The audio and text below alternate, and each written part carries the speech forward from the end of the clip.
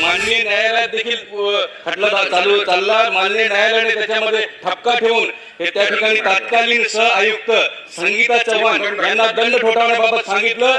याबद्दल रेकॉर्डवरती चौकशी समितीच्या रेकॉर्डवरती त्यांची मूळ जात मराठा जात असल्याचे कागदपत्रांमध्ये नमूद असताना यांनी ती नोटीस रद्द करून त्यांना पुन्हा ते कंटिन्यू केलं, म्हणून माननीय न्यायालयाने यांना ते दंड ठोठावण्याबाबत आदेश केलेले आहे। त्याबद्दल अद्यापपर्यंत कुठलीही कारवाई नाही। माझी तात्काळ मागणी आहे आपल्या माध्यमातून मंत्री महोदयांकडे, त्यांना तात्काळ निलंबित करावं।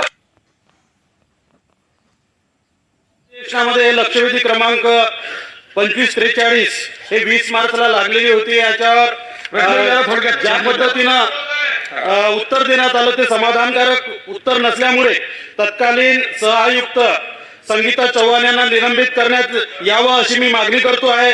माननीय मंत्री महोदयांनी याचा सविस्तर अशा पद्धतीनं या चौकशी करून SIT चौकशी करून निलंबित करावं अशी मागणी करतोय।